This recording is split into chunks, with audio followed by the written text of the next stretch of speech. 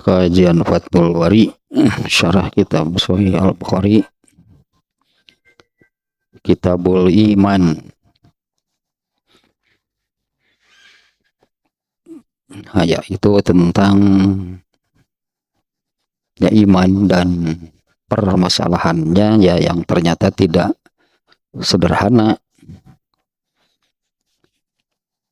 terutama makna dari beriman itu apa gitu yang sesungguhnya, yang oleh Imam Bukhari di bab pertama, di Muqaddimah, di awalnya tentang iman ini. Nah, di sana Imam Bukhari menerangkan makna dari iman atau beriman itu adalah mempercayai dan menerima benarnya agama Islam, kemudian menganutnya, itulah yang kemudian menganutnya menjadi agamanya dan mengamalkannya.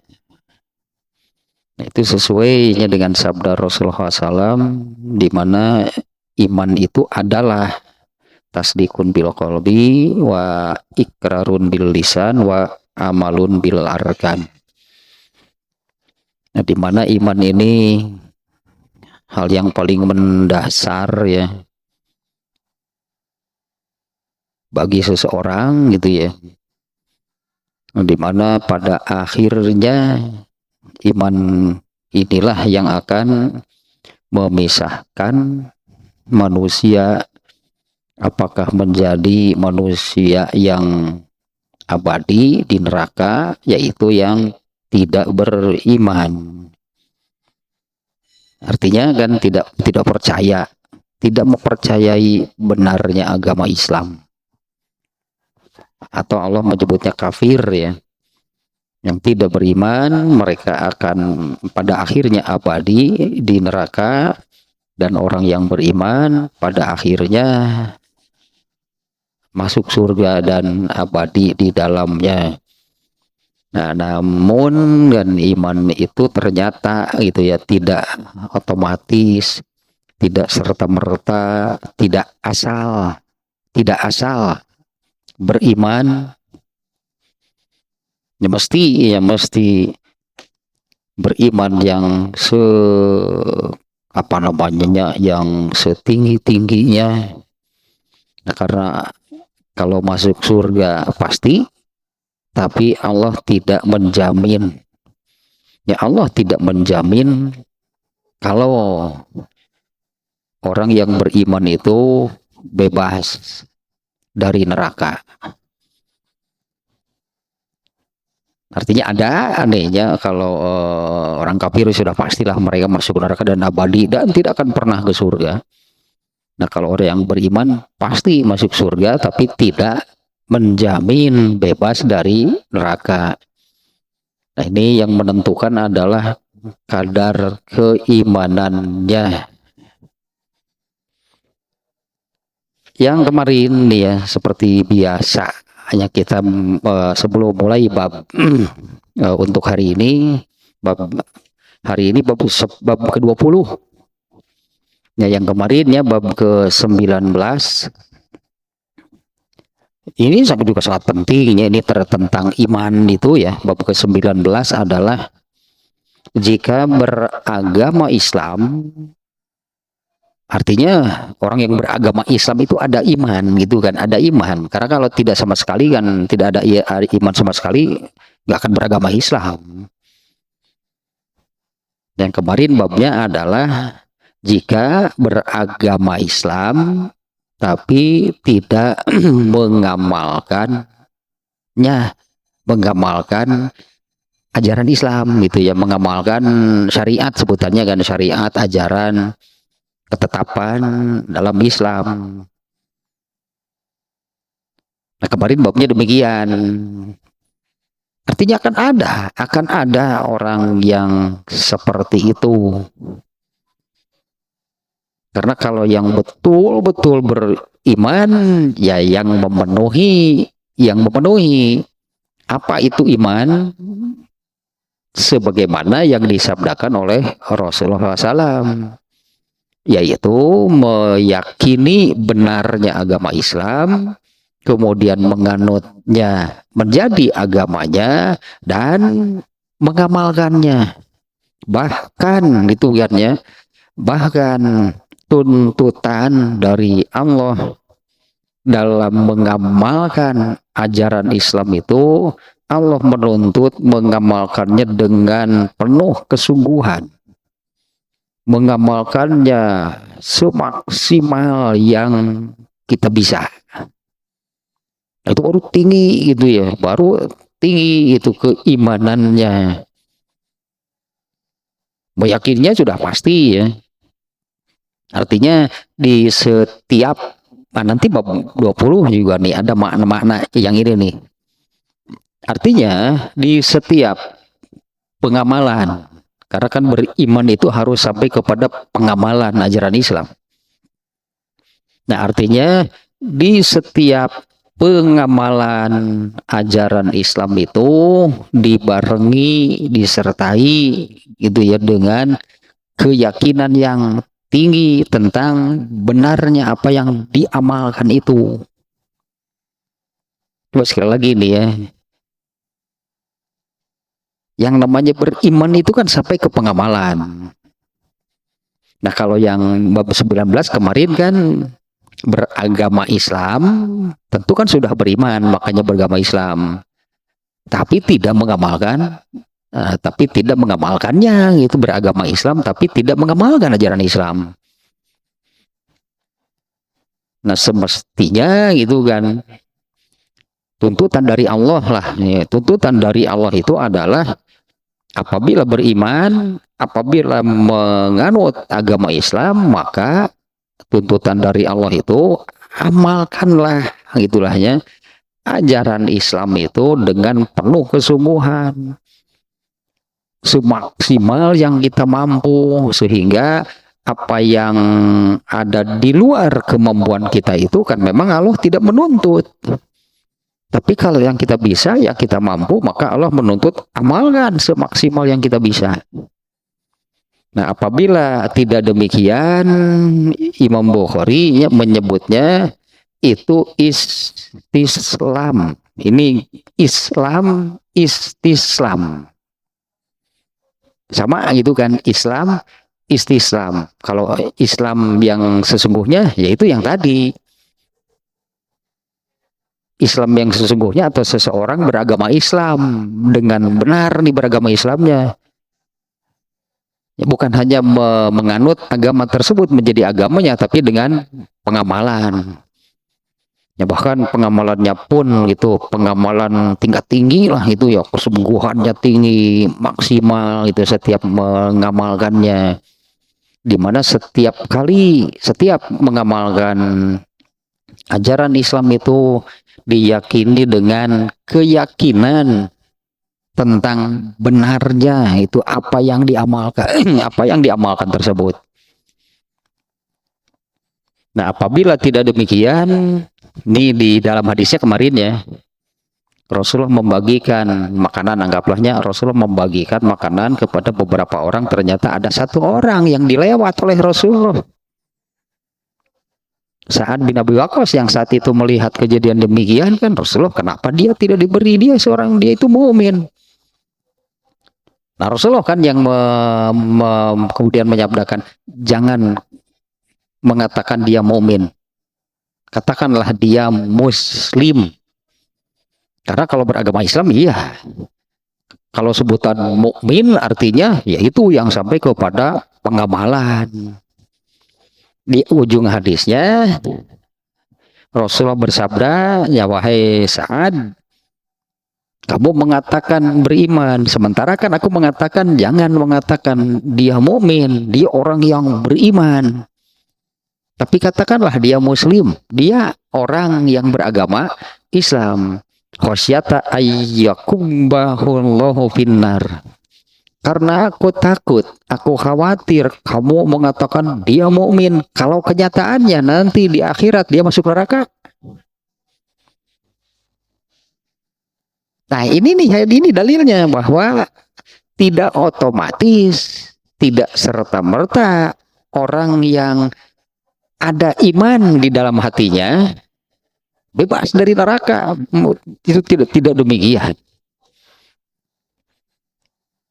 Ini ya, aku khawatir kamu mengatakan dia mukmin, ternyata an yakubahullahu finnar, ternyata Allah memasukkannya ke dalam neraka. Artinya ada kan orang yang beriman. Kalau muslim jelas dia beragama Islam, iya. Itunya yang di awal tadi ya saya katakan bahwa iman ini yang pada akhirnya kan akan membedakan dan memisahkan manusia. Yang tidak beriman pasti masuk neraka dan abadi. Yang beriman pasti masuk surga. Tapi tidak ada jaminan. Artinya ya dengan hanya ada iman di dalam hatinya, itu tidak ada jaminan bebas dari neraka. Dianya hadis ini juga menunjukkan demikian. Jangan mengatakan dia mukmin, katakan saja dia muslim. Jangan mengatakan dia orang yang beriman, tapi katakan saja dia itu orang yang beragama Islam. Karena aku khawatir kamu mengatakan dia mukmin, kenyataannya Allah memasukkannya ke neraka. Kalau orang yang beriman, makanya iman yang hakiki lah, iman yang sesungguhnya yaitu yang sampai kepada pengamalan ajaran Islam, bahkan dengan kesungguhan mengamalkannya, setiap kali mengamalkannya itu mengamalkannya secara maksimal. Nah, yang seperti ini baru dijamin bebas dari neraka.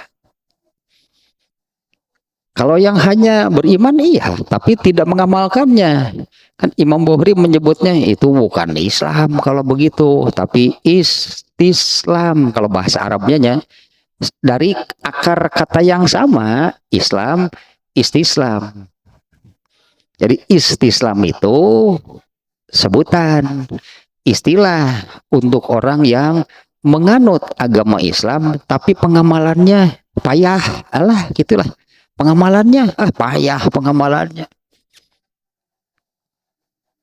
pengamalannya minim, bahkan gitu ada yang menganut agama Islam tanpa pengamalan ajarannya, istislam sebutannya gitunya oleh Imam Bukhari dimunculkan istislam. Kalau yang seperti itu bukan Islam.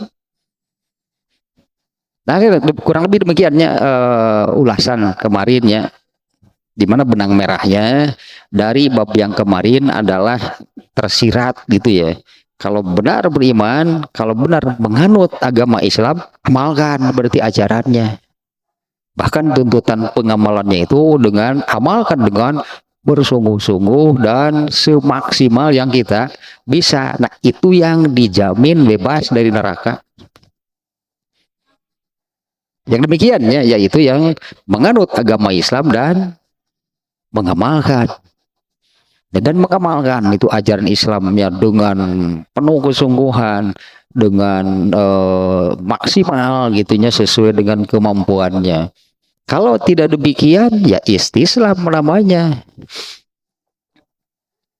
bebas dari neraka. Rasulullah sendiri kan di dalam hadisnya, jangan mengatakan dia mukmin, katakan saja dia muslim, karena aku takut, kalau aku khawatir kalau kamu mengatakan oh dia ini mukmin, ternyata di akhirat Allah memasukkannya ke dalam neraka, kan seolah-olah mana katanya dia mukmin. Tapi kalau dia itu orang Islam, benar. Artinya orang Islam yang bagaimana? Orang Islam yang imannya gitu kan, imannya tidak sampai kepada tahap pengamalan. Mempercayai Islamnya iya, menganut Islam menjadi agamanya iya. Ini yang terakhir nih, pengamalannya payah, berarti pengamalannya minim. Bahkan ada yang tidak sama sekali kan ya. istislam sebutannya atau apalah bahasa kitanya. Ada sebetulnya di dalam bahasa kita juga muncul sebutan Islam KTP. Nah, gitu. Benar tuh Islam KTP. Jadi apa ya Islam? Islam itu hanya sebagai sebutannya apa status itunya. Statusnya Muslim, iya nggak bisa dibantah, nggak bisa dibatalkan. Tapi dia kan nggak pernah mengamalkan ajaran Islam. Ya, kalau dia menganut agama Islam, dia Muslim. Selama dia tidak melepaskan gitu ya keislamannya Muslim. Meskipun tanpa pengamalan. Nah, sebutannya Islam KTP, ya, judulnya mungkin dalam bahasa Indonesia seperti itu. Nah, coba orang yang seperti itu disebut, oh dia mukmin. Wah, kata Rasulullah, Muslim, mukmin dari mana? Mukmin demikian. Kamu mengatakan dia mukmin, kenyataannya nanti di akhirat dia masuk neraka. Masa mukmin masuk neraka? Nah, itulah yang kemarin ya. Sekali lagi nih ada ya, pelajaran penting nih dari bab 19. Yang namanya beriman itu adalah sampai kepada pengamalan. Bukan hanya mempercayai benarnya agama Islam, kemudian menganut Islam menjadi agamanya. Jadi tahap satu anggaplah ini tahapan gitu ya. Tahap pertama mengakui, menerima benarnya agama Islam. Nah, kemudian menjadi orang Islam nggak? Belum tentu. Abu Jahal meyakini benarnya Islam. Itu dia ungkapan sendiri nih. Abu Jahal mengakui benarnya agama Islam, tapi dia menganut agamanya enggak. Jadi Abu Jahal itu kalau dikatakan ada iman di dalam hatinya, kalau dalam arti percaya akan benarnya agama Islam, iya. Tapi kan tidak mau menerimanya. Dia mempercayai, dia meyakini benarnya, tapi dia tidak mau menerima Islam tersebut. Dia tolak saja Islamnya. Sehingga Abu Jahal itu tidak menganut Islam menjadi agamanya. Dia bukan mukmin. Meyakini benarnya agama Islam, kemudian menganut Islam itu menjadi agamanya. Sampai situ saja. Belum, jauh, itu masih jauh dari benar, masih jauh dari itu tadi masih jauh dari kalau apa namanya sebutannya jaminan lah itunya, jaminan tidak masuk neraka. Kalau ke surga sudah pasti tadi gannya dengan beriman. Itunya pelajaran pentingnya adalah beriman itu sampai kepada tahap pengamalan. Bahkan pengamalannya itu dengan tuntutan amalkan dengan penuh kesungguhan, amalkan semaksimal sesuai kemampuannya. Nah, kalau seperti itu baru dijamin tidak ke neraka dulu. Nah, bab 20 sekarang nih. Babun ifsya'us salami minal Islam. Bab menyebarkan salam. Ya, bab menyebarkan salam itu bagian dari Islam. Wa qala Ammarun salasun man jama'ahunna faqad jama'al imana al-insafu min nafsika wa badlus salami lil alami wal infaku minal iqtar. Ammar berkata, Ammar ini Ammar bin Yasir ya, salah seorang sahabat. Bahkan dia ini Ammar bin Yasir ini termasuk 7 orang sahabat yang paling awal masuk Islam. 7 orang sahabatnya yang paling awal masuk Islam, diantaranya nih Ammar bin Yasir. Dia ini seperti sahabat-sahabat yang lainnya ketika masih di Mekah mengalami banyak penyiksaan, kekerasan dari kaum kafir Quraisy. Bahkan Rasulullah sering melihat dan sengaja menjenguk Ammar bin Yasir sedang disiksa. Tapi Rasulullah tidak bisa berbuat apa-apa karena kondisi kaum muslimin saat itu kan jumlahnya masih sangat sedikit, keadaannya masih lemah gitu ya. Jadi hanya bisa menjenguk tanpa bisa berbuat apa-apa. Nah, Ammar bin Yasir nih ya, diantaranya Rasulullah menyabdakan bahwa Ammar bin Yasir ini salah seorang sahabat yang surga itu sudah menantinya. Ya pun gitu artinya gitu kudu. jadi manusia yang demikian artinya surga tapi kan nungguan.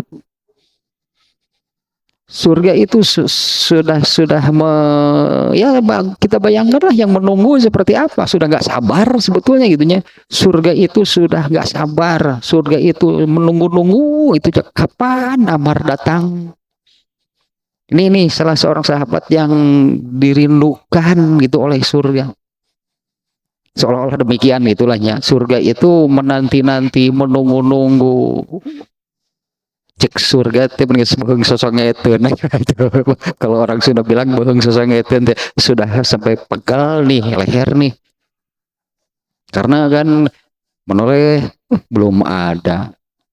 Menoleh lagi belum ada. Napi ka nyeri teh beung macam urang menungguan. Itu istilah Sundanya kan nepi ka eta naon beung sosongeteun itu karena lama menunggu. Nah, Ammar bin Yasir itu demikian. Ammar bin Yasir, Salman Al-Farisi, kemudian Bilal, dan Utsman bin Maz'un. Ini 4 orang yang oleh Rasulullah SAW disebut surga itu sudah gak sabar gitu ya, menanti kedatangan mereka. Nah, ternyata hanya Ammar bin Yasir ini Ammar bin Yasir ini adalah salah seorang sahabat dari 7 orang sahabat yang paling awal masuk Islam. Dan keteguhan imannya disiksa selama di Mekah itu 10 tahun. Disiksa, bapaknya disiksa, Ammarnya sendiri disiksa, bahkan ibunya dia dibunuh karena tidak mau keluar dari Islam. Ibunya adalah wanita syahidah pertama di dalam Islam. Wanita yang mati syahid pertama di dalam Islam itu adalah ibunya Ammar bin Yasir. Namanya Sumayyah. Dan Ammar bin Yasir ini ya dengan berarti inilah yang namanya beriman. Keteguhan imannya luar biasa, penyiksaannya sampai-sampai Ammar bin Yasir itu sering disiksa sampai pingsan. Kita bayangkan kalau disiksa sampai pingsan artinya kan sampai batas kemampuan. Karena kalau batas kemampuan menahannya sudah sampai ke titik akhir, sudah nggak kuat lagi, kalau tidak mati ya pingsan. Ammar bin Yasir ini sering 10 tahun selama di Mekah mengalami demikian. Ini keteguhan iman yang luar biasa. Ini contoh nih ya yang disebut beriman bagaimana. Ya seperti itulah gitu ya, dengan keimanan yang kokoh, yang kuat, yang tinggi. Dan buahnya, hasilnya luar biasa. Seperti sabda Rasulullah tadi, Ammar bin Yasir itu salah seorang sahabat yang surga sudah tidak sabar menunggu kedatangannya. Nah, dan Ammar bin Yasir ini dikenal dengan yaitunya keteguhan imannya, dan di dalam benaknya itu hanya apa yang namanya dalam bahasa kitanya gitunya, hanya kebenaran, kebenaran dan kebenaran. Hanya itulah itunya yang dicarinya, hanya itulah yang dipegangnya, hanya itulah yang dijalankannya. Kan hasilnya jelas gitunya. Ini contoh nih, berarti kan bagi semuanya hasilnya jelas. Kalau seperti itu yang namanya beriman, pasti surga. Bahkan disebutkan surga sudah tidak sabar menunggu kedatangannya. Nah, Ammar bin Yasir mengatakan, salasun man jama'ahunna. Ini belum ke hadisnya ya, ini judulnya. Jadi Imam Bukhari itu judul yang dibuat oleh Imam Bukhari adalah bab menyebarkan salam itu bagian dari Islam. Kemudian ditambah judulnya dengan perkataan Ammar bin Yasir. Nah, sahabat yang demikian barusannya. Nah, Ammar bin Yasir mengatakan ada 3 perkara. Ya, salasun man jama'ahunna. Ada 3 perkara yang barang siapa. Nah, ini redaksinya luar biasa nih. Ada 3 perkara nih, ada 3 hal yang ini Arab banget ya, susunan kata-katanya yang seperti ini nih. Ada 3 perkara yang barang siapa mampu mengumpulkannya di dalam dirinya, artinya memiliki ketiganya gitunya. Barang siapa yang mampu memiliki ini 3 perkara ini, faqad jama'al iman, maka sempurnalah imannya. Maka sempurnalah imannya. Tinggi ya iyalah, makanya bahkan sampai ke, karena yang tadinya keimanan kadar gitulah. Kadar keimanan itu kan dari yang paling rendah gitu kan. Ini kadarnya imannya iya ada. Tapi kadar keimanannya ada yang amat sangat rendah. Malah di bab keberapa nih? Yang sebelumnya ya. Orang terakhir yang dikeluarkan dari neraka ke surga juga akhirnya. Ini orang terakhir nih yang dikeluarkan dari neraka adalah orang yang hanya punya iman sebesar debu. Ini paling lama di nerakanya. Benar kan kalau iman itu menentukan? Beriman iya, tapi hanya sebesar debu iman di dalam hatinya, ke neraka dulu dan paling lama dibandingkan dengan semuanya, dibandingkan dengan semua orang Islam yang ke neraka sampai masa hukumannya habis lalu dikeluarkan. Ini yang paling lama. Nah, kalau Ammar bin Yasir dan banyak sahabat juga lah yang lainnya, yang Ammar bin Yasir dan sahabat-sahabat yang lain, mereka ini beriman dengan keimanan yang sempurna. Mereka ini para sahabat, terutama yang populer kan, ada 10 sahabat yang dipastikan masuk surga. Itu populernya sangat dikenal. Ada 10 orang sahabat yang dipastikan masuk surga tanpa hisab, bukan sekedar masuk surga, bahkan lebih istimewa lagi, yaitu masuk surganya tanpa hisab. Nah, kan beda-beda ternyata kan yang masuk surga, iya pada akhirnya asal itu bukan asal ada iman di dalam hatinya masuk surga, tapi kan tidak ada jaminan tidak ke neraka dulu. Nah, kalau para sahabat seperti Ammar bin Yasir lah ya, yang di bab ini yang disebutkan, ternyata keimanan yang sempurna. Bahkan Ammar bin Yasir bisa merasakan dan memberitahukan gitulahnya, bisa merasakan dan memberitahukan kepada orang lain, seolah-olah apa sih cirinya kalau iman seseorang itu sudah sempurna. Itulah apa cirinya sih, apa indikasinya kalau keimanan seseorang itu sempurna.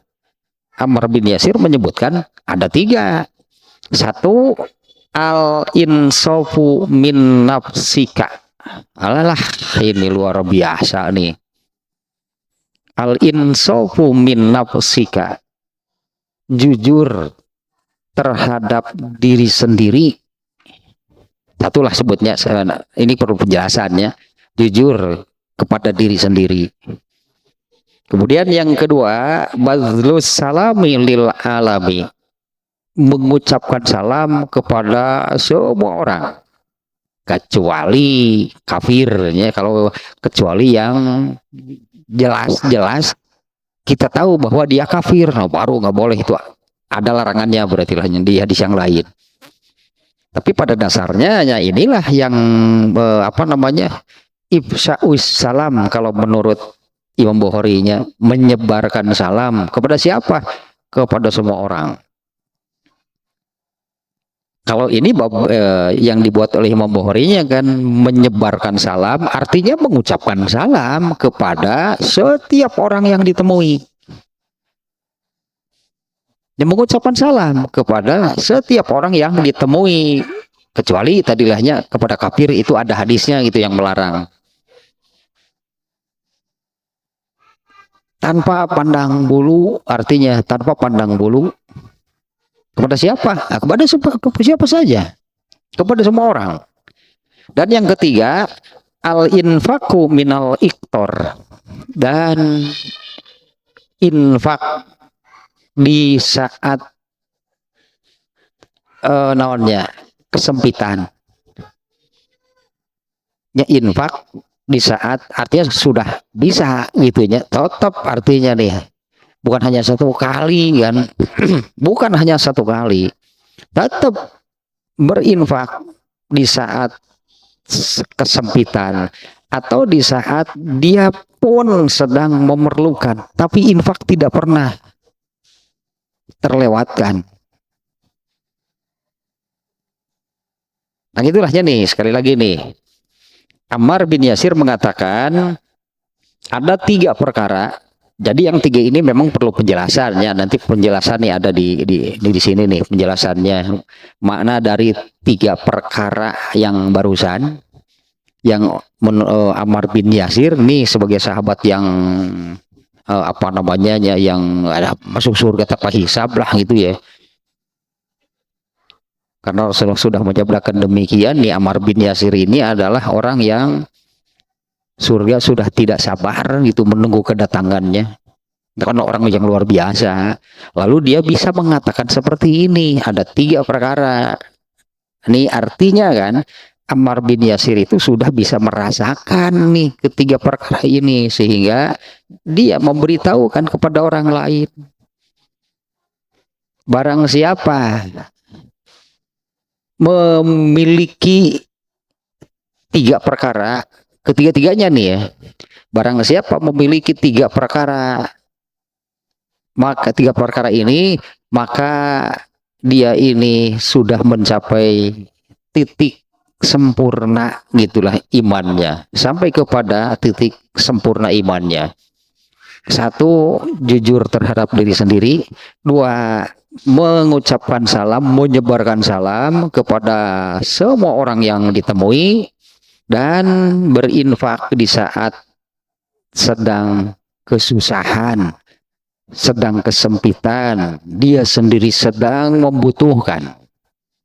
Ya, tapi infaknya kan tetap konsisten, berarti kan infaknya tetap konsisten. Nah sekarang hadisnya dulu nih. Ini hadisnya sudah sebetulnya. Hadisnya ini sudah dimuat oleh Imam Bukhari di bab ke-6. Ini sudah sekarang bab 20 ya. Bab ke-6 itu babnya adalah babun it'amut ta'ami minal Islam. Bab ke-6, bab memberi makan itu bagian dari Islam. Nah hadisnya sama persis ternyata nih antara di bab ke-6 dengan bab sekarang. Kita baca lagi nih ya hadis bab ke-20 nih. An Abdillah ibni Amrin radhiyallahu anhu anna rajulan sa'ala Rasulullah sallallahu alaihi wasallam ayyul islami khairun, qala tut'imut ta'ama wa taqra'us salama ala man arafta wa man lam ta'rif. Nah, sampai di situ redaksi hadisnya gitu. Sangat pendeknya redaksi hadisnya.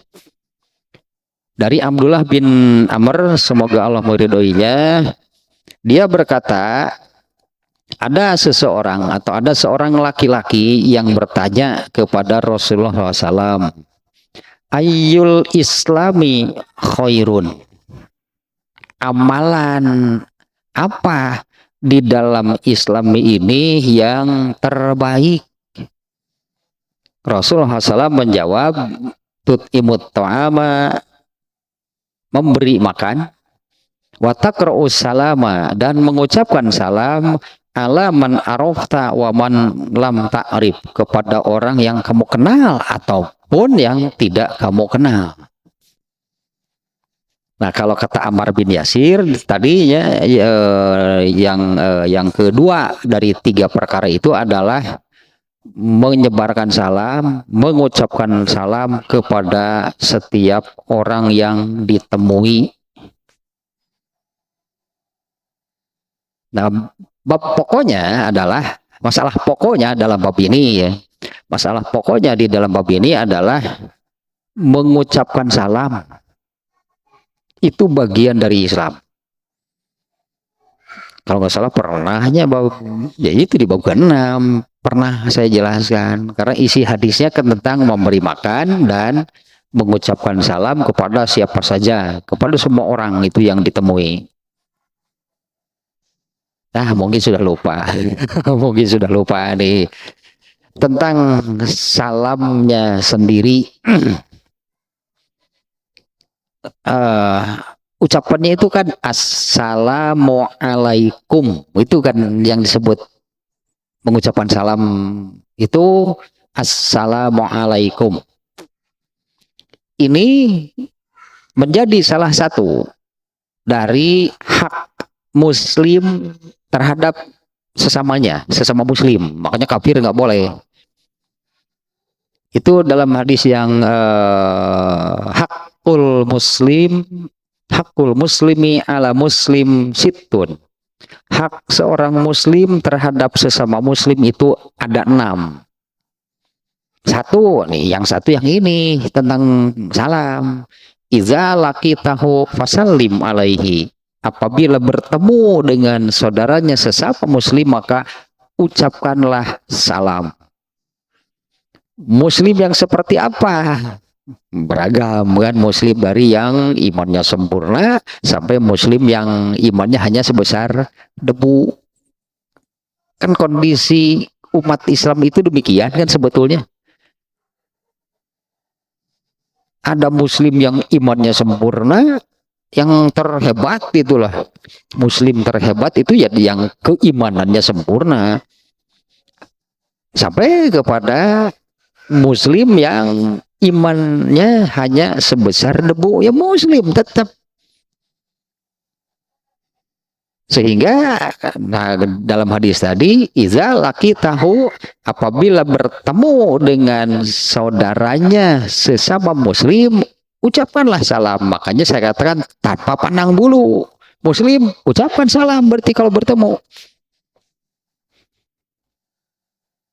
Jangan ada kesan merendahkan orang lain hingga kita tidak mau mengucapkan salam karena kita memandang sebelah mata, misalnya orangnya kita pandang rendah, kita memandangnya gitulah, memandangnya sebelah mata sampai ada keengganan mengucapkan salam.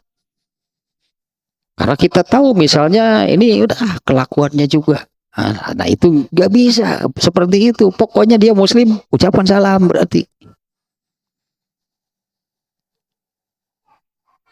Kalah dengan kata lain, apanya kurang enak juga sih didengarnya mungkin. Seburuk apapun gitulah seorang muslim, tetap hak muslim dengan sesamanya adalah satu, mengucapkan salam apabila bertemu.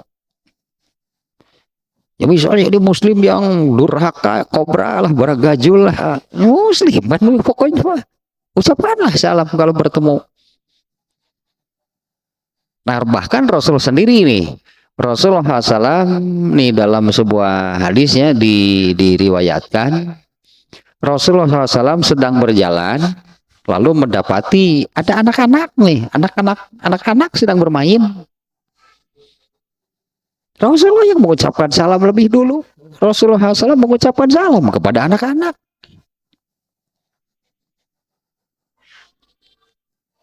Ya, ini benar-benar apa namanya, ciri khas jadinya juga gitu. Tapi bukan untuk ciri khas ya. Karena ucapan salam yang assalamualaikum itu adalah doa. Wah, maknanya luar biasa sebetulnya. Assalamualaikum itu kan maknanya doa nih. Maknanya menjadi mudah-mudahan atau semoga keselamatan dilimpahkan atas kalian. Kalau bertemu nih sesama muslim itu mendoakan demikian berarti. Ya, assalamualaikum itu mendoakan. Artinya juga harus bersih. Lisannya mengucapkan doa ketika bertemu, mudah-mudahan Allah melimpahkan keselamatan kepada kalian. Tapi di dalam hatinya ada hasud. Kalau hasud itu kan, hasud itu menginginkan hal yang buruk bagi orang lain. Ini kan jadi bertentangan. Lisannya mendoakan mudah-mudahan keselamatan bagi kamu, sementara di dalam hatinya ada hasudnya. Hasud itu ya teman, ciri lah gitu, ciri atau ya hasud itu yang seperti itu lah gitu ya. Kalau di dalam hati kita nih, kalau di dalam hati kita ada keinginan orang lain itu celaka, orang lain itu mendapatkan hal yang buruk, hasud itu gitu, hasud deh. Ketika mengucapkan salam, mudah-mudahan keselamatan atas kalian. Jadinya begini, itu ikhlas tengah doa teh. Kita teh ikhlas teh tengah doakan teh. Jadi bisa dibayangkan nih, bisa dibayangkan para sahabat lah itunya, para sahabat yang mereka hatinya bersih. Mereka paham betul gitulahnya. Ketika bertemu mengucapkan salam itu benar-benar artinya mereka itu mendoakan saudaranya. Bersih berarti nggak ada hasud di dalam hatinya. Nah, jangan sampai artinya kan, jangan sampai demikian. Ketika bertemu mengucapkan salam tapi di dalam hatinya ada hasud.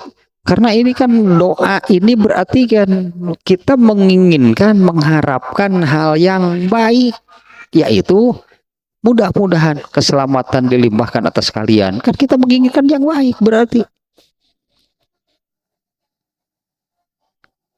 Kalau di dalam hatinya ada hasud, nah kan yang dinilai oleh Allah itu apa yang ada di dalam hati. Jadi ucapan salamnya itu enggak bermakna. Apa maknanya kalau begitu? Dan bukan hanya sekedar sapaan. Selamat pagi, selamat siang. Bukan itu. Maknanya bukan demikian. Itu hanya sekedar sapaan lah, selamat pagi, selamat wayah kieu lah pokoknya mah. Jam seberapa ieu teh? Wayah kieu lah pokoknya mah selamat wayah kieu. Bukan hanya sekedar sapaan, tapi saling mendoakan. Karena kan si A mengucapkan salam kepada si B, kan si B membalas. Bahkan membalas salam ini hukumnya wajib. Membalas salamnya dengan doa yang sama kan, waalaikumsalam. Islam banget kita gitu ya teh, Islam banget kata teh. Sampai babnya khusus kan Imam Bukhari di sini, babun sya'us salami minal Islam. Nah, itulah mengucapkan salam, menyebarkan salam, istilahnya menyebarkan salam. Nah, yang dimaksud menyebarkan salam di sini adalah yaitu tadi ya, seperti di dalam hadis hak muslim terhadap saudaranya sesama muslim itu ada 6. Nomor 1 bahkan di dalam hadisnya disebut, apabila bertemu ucapkanlah salam. Tak iya teh Islam mah, kalau bahasa sekarang mah Islam banget itu. Di luar Islam gak akan ada yang demikian. Tapi harus dengan artinya kan, Islam apa namanya ya,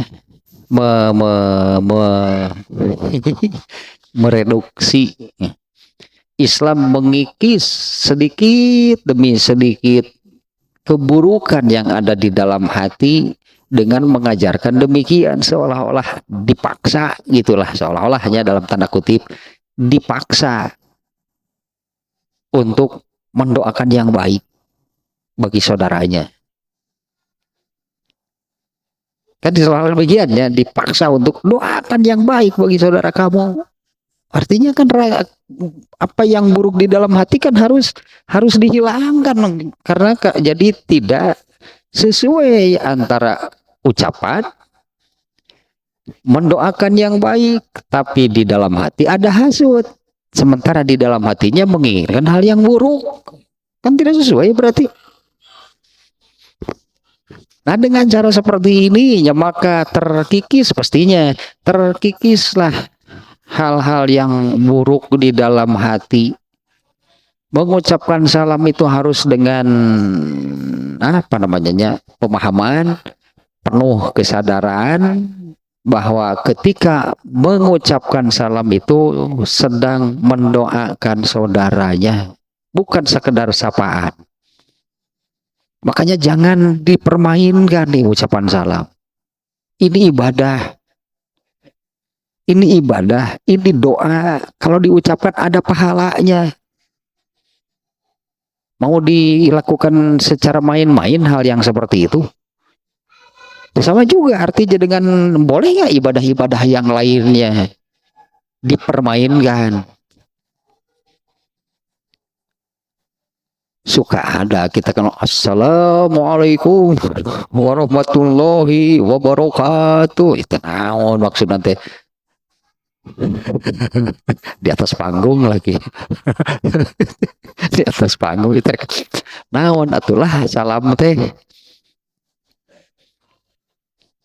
saya ganti atulah ke meninggian Odin di gitu mah, selamat malam penonton ingat gitu atuh, daripada ini malah jadi dosa kalau tidak serius, kalau hanya main-main nih mengucapkannya main-main.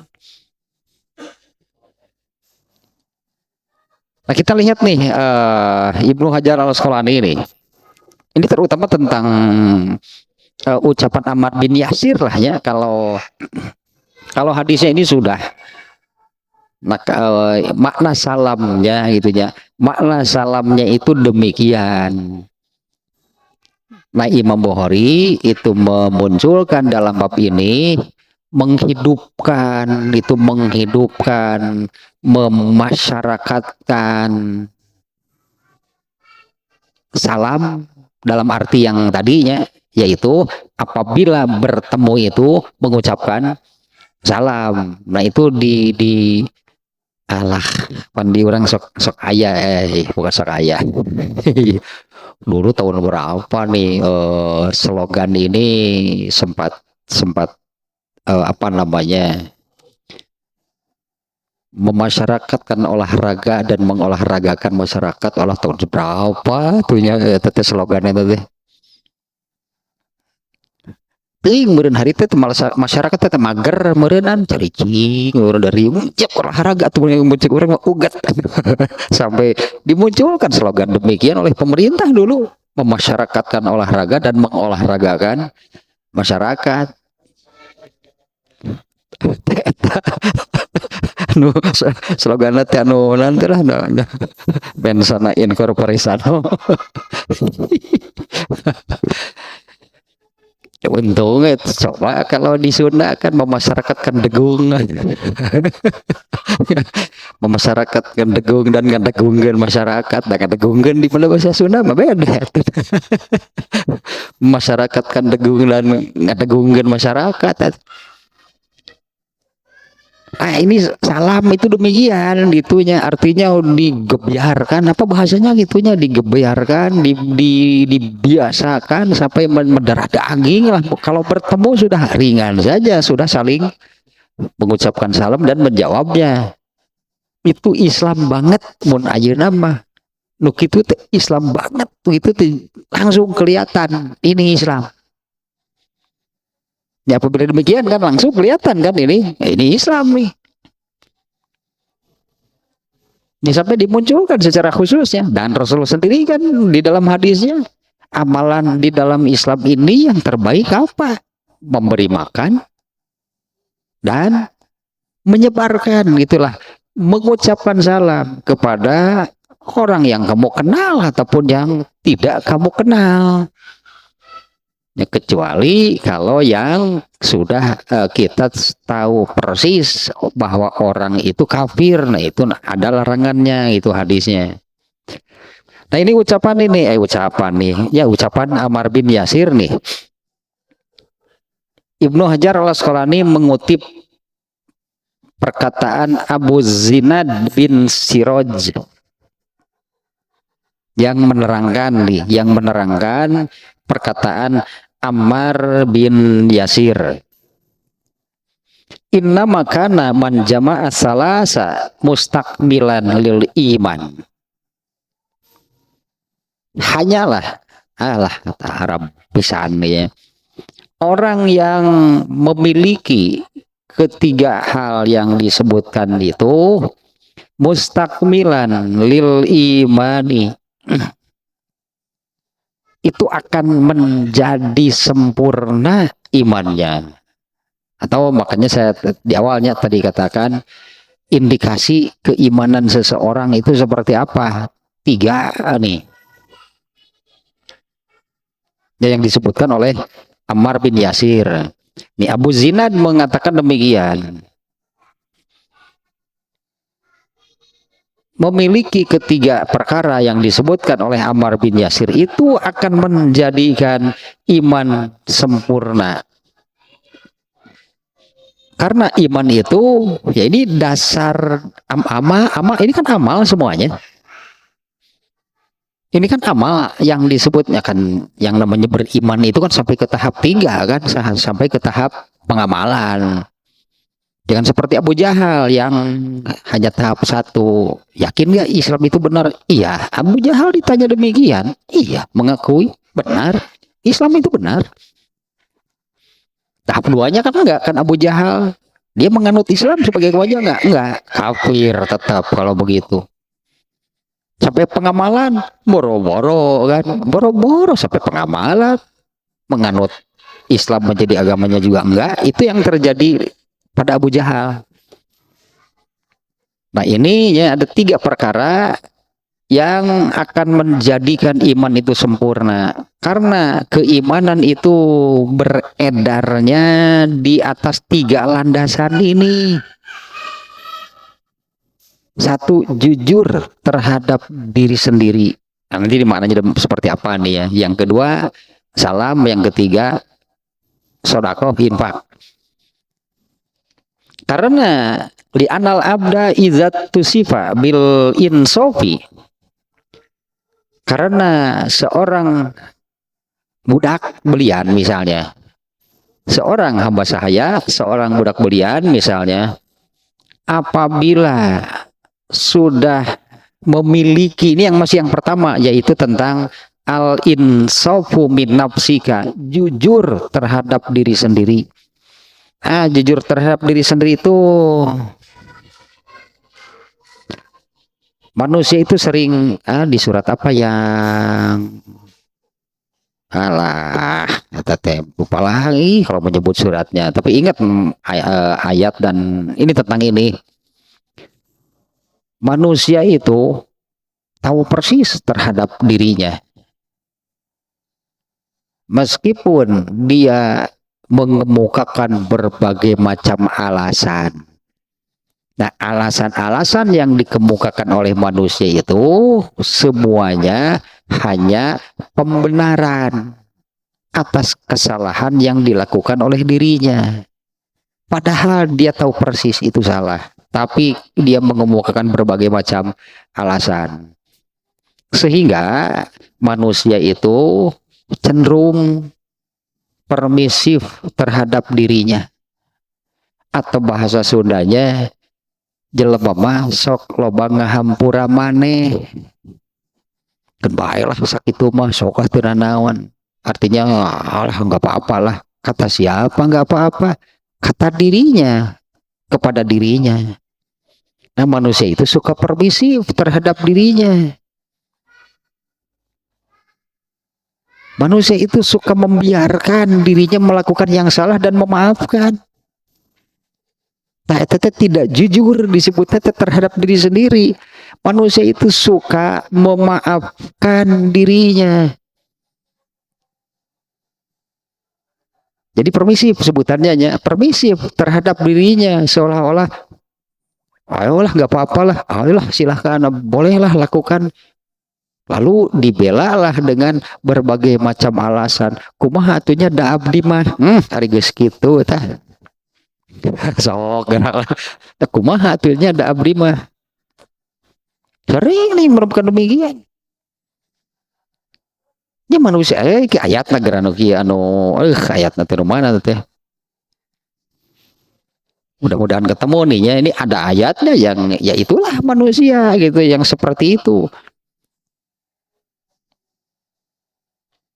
Eta sok itu manusia mah. Apa tuhnya? Kumaha atunya ada abdi mah. Jadi benar nggak dengan mengatakan demikian?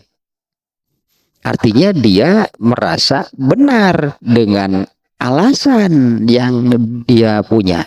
Nya kumaha tuh da abdi mah. Tunuh eta masalah nama. Tapi kumaha atunya da abdi mah jam sakitu mah. Kumaha atunya da tiris dan sebagainya. Ya eta kan disebut permisif teh. Padahal kalau anggaplah kalau gening hari batur bisa. So, gening batur bisa. Lalu kalau dirinya dia tidak biasa itu kenapa? Keluarlah alasan seperti barusan. Dah kumaha atunya gitu da abdi mah. Ya tah alasan teh loba alasan seolah-olah benar. Padahal orang lain melakukan, dia tidak melakukan. Muncullah alasan, ya kumaha atunya da abdi mah. Itu geuning batur bisa. Itulah sebetulnya kenapa orang lain bisa, kita enggak. Alah nu mana tuh eta no ye no eta teh balil insanu ala nafsihi basiroh. Manusia itu tahu persis dirinya. Walau alqoma aziroh, meskipun dia kemukakan berbagai macam alasan, tak eta tidak jujur terhadap diri sendiri. Hese iman rek sempurna kalau demikian. Hese rek ningkat berarti susah iman mau ningkat kalau demikian. Kalau terus menerus permisif terhadap dirinya. Duh, dalam apanya saya lupa lagi nih. Seseorang itu justru harus bersikap keras. Keras nih, bukan kasarnya. Seseorang harus bersikap keras, terutama terhadap dirinya.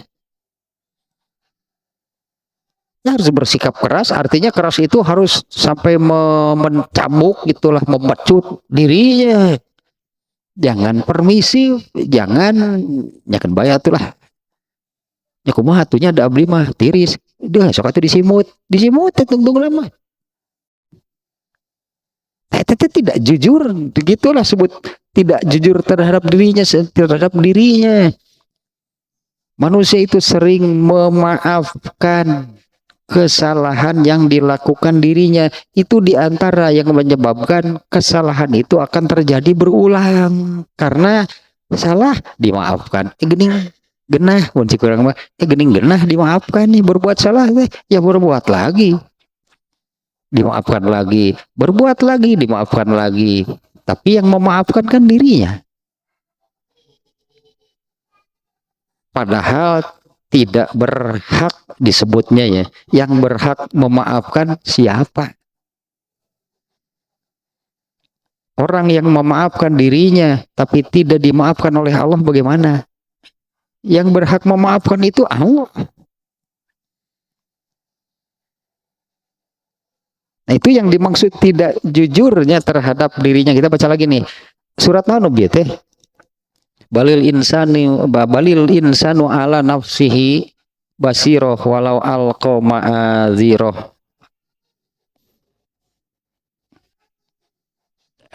Nu mana tuh ayat nanti?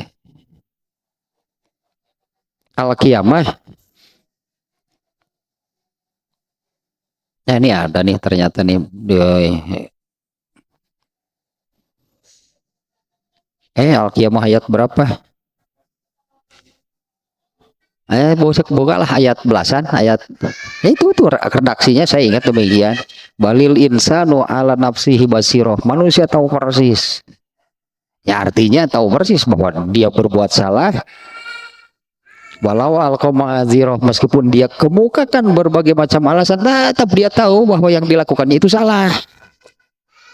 Meskipun dikemukakan berbagai macam alasan. Nah, itu yang disebut manusia itu suka permisif terhadap dirinya. Dan itu tentu ayat yang tadi itu sikap yang salah. Mestinya manusia itu keras terhadap dirinya. Kalau memerintah, perintah yang keras terhadap dirinya. Kalau melarang, larang yang keras untuk dirinya. Nah, bahkan ya, ini yang kemarin ya. Yang kemarin bukan yang kemarin itu ini kajian At-Tafsirul Munir surat Luqman. Di antara nasihat Luqman itu kan aqimis sholata wa'mur bil ma'ruf wanha 'anil munkar wasbir 'ala ma asabak. Ayat berapa? 17 kalau nggak salah ya. Ini nasihat Luqman kepada anaknya. Tegakkanlah sholat. Dan tegakkanlah sholat gitu, artinya apa namanya ya tegak gitu, karena sholat itu tiangnya agama, tiangnya tegak ya tegaklah agamanya. Ketika runtuh sholatnya, runtuhlah agamanya. Wa'mur bil ma'rufi wanha 'anil munkar. Lakukan ini nih, nasihat Luqman kepada anaknya, lakukan nih amar ma'ruf nahi munkar, perintahkan kepada kebaikan dan cegahlah kemungkaran. Kalau di dalam kitab Tafsirul Munir ya, dalam ya tafsirnya penjelasan dari perintah tersebut, itu yang paling didahulukan adalah untuk dirinya. Amar ma'ruf nahi munkar itu untuk dirinya yang pokok, yang paling yang paling diutamakan adalah perintahkanlah dirinya kepada hal yang baik dan cegahlah dirinya kepada hal yang buruk, kepada kemungkaran. Jangan sampai justru amar ma'ruf itu dilakukan kepada orang lain sementara dirinya diabaikan. Maka orang ini akan menjadi istilah dalam bahasa kitanya seperti mercusuar, menerangi orang lain tapi dirinya gelap. Atau seperti ilmu lilin sebutannya, dia menerangi orang lain tapi dirinya hancur. Lilin kan habis. Nah, justrunya amar ma'ruf munkar itu yang pokok adalah dirinya sendiri yang harus paling didahulukan. Boleh disebut baiklah batur kumaha batur gitulah, anggap dirinya tuh yang perintahkanlah dirinya kepada kebaikan dan cegahlah kepada kemungkaran, dan harus keras terhadap diri sendiri. Tak eta pangkal ninya dasar untuk bisa mencapai sempurnanya iman. Yang pertama nih ya, al insafu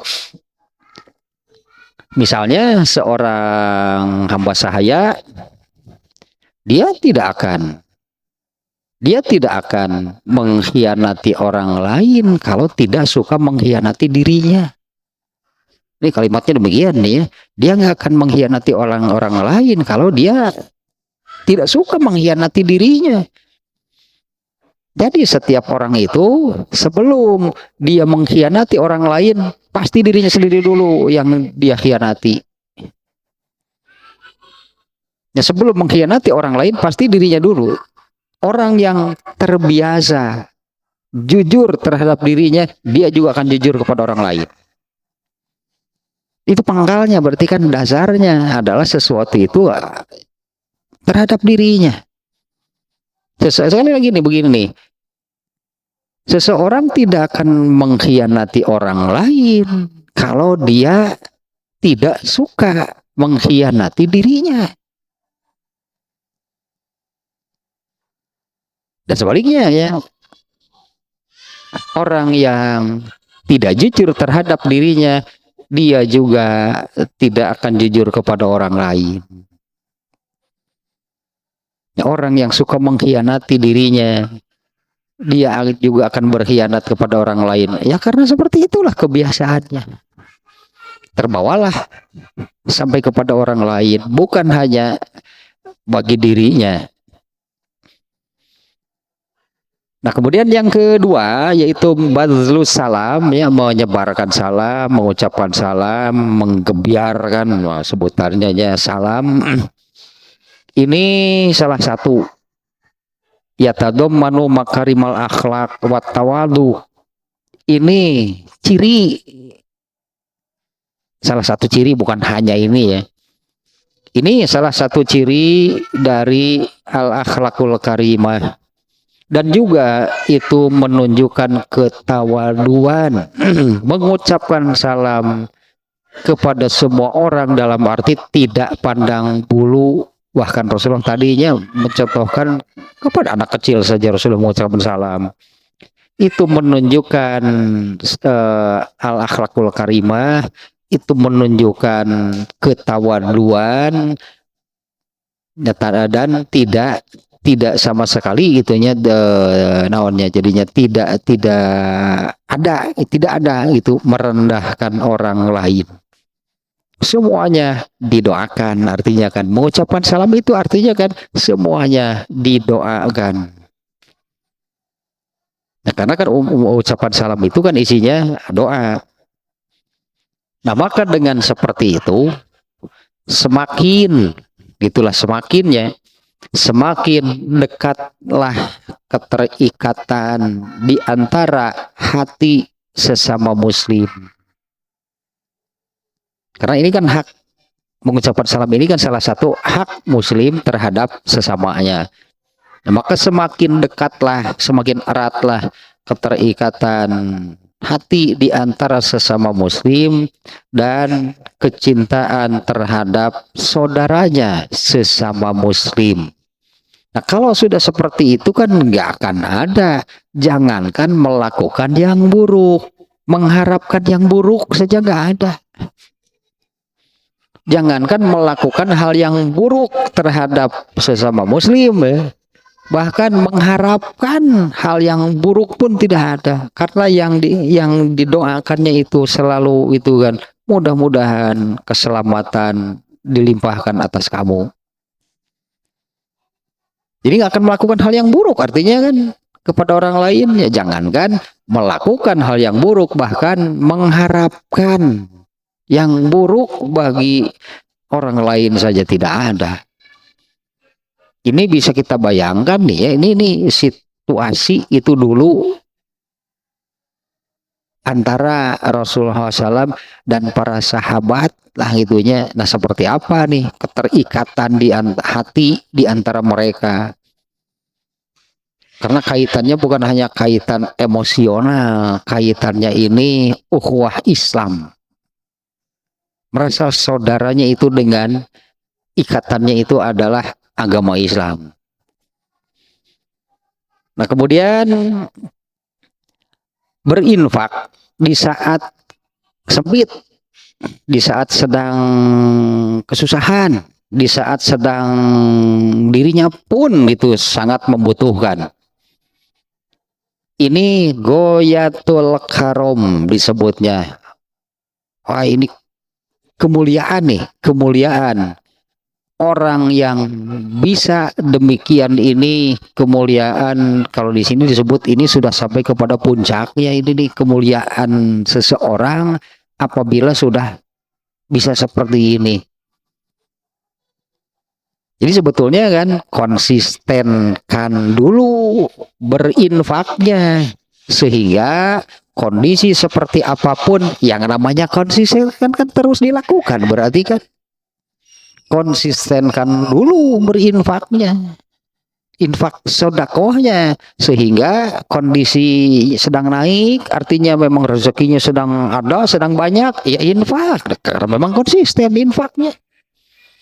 Atau kondisinya sedang turun, artinya rezekinya sedikit, bahkan dirinya ketika perlu juga tidak ada, tetap konsistennya tidak hilang, sodakohnya tidak ditinggalkan karena sudah konsisten.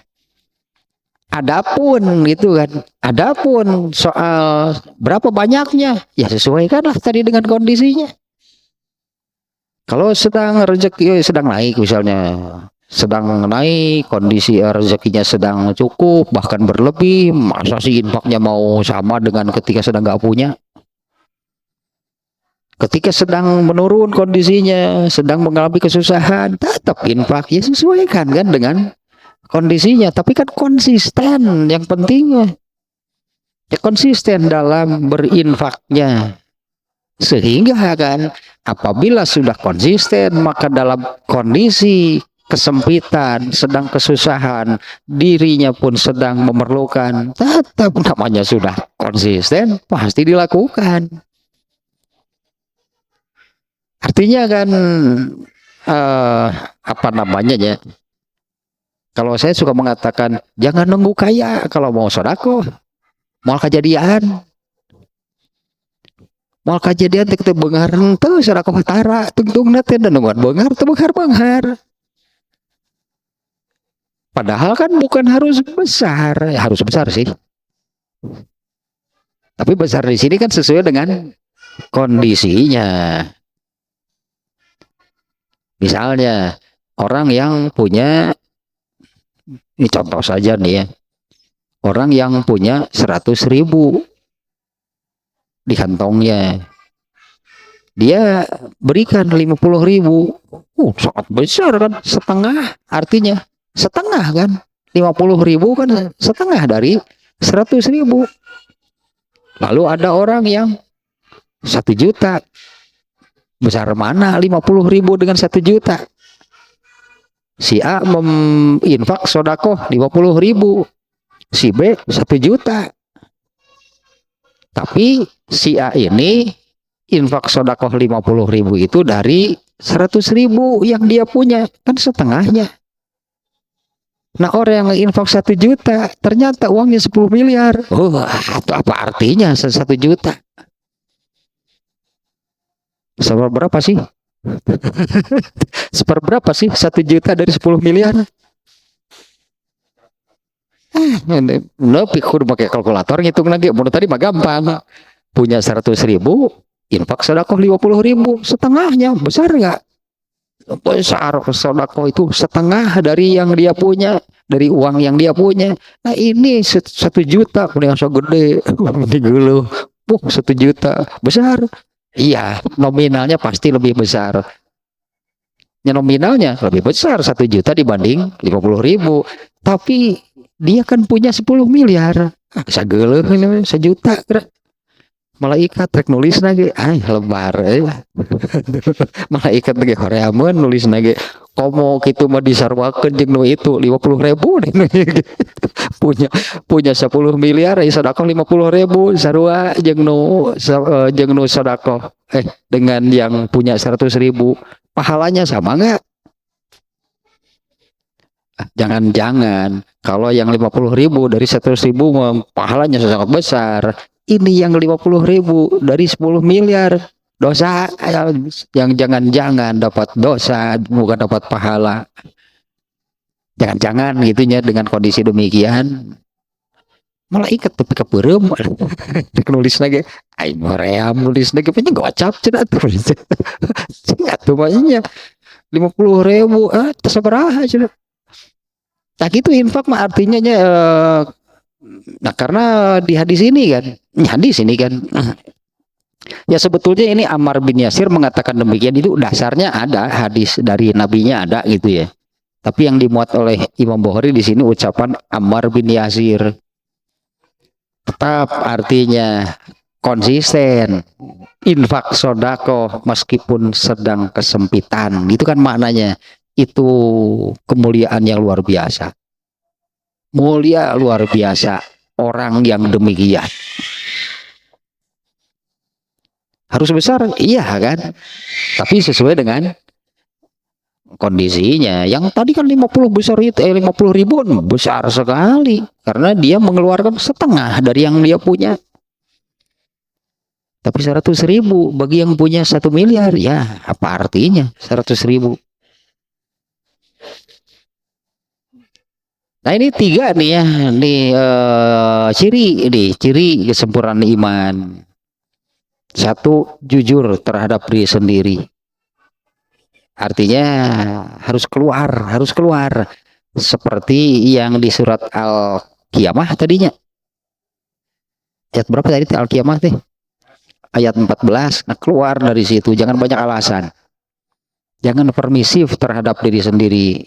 Itu khianat terhadap dirinya, berarti itu pengkhianatan terhadap dirinya.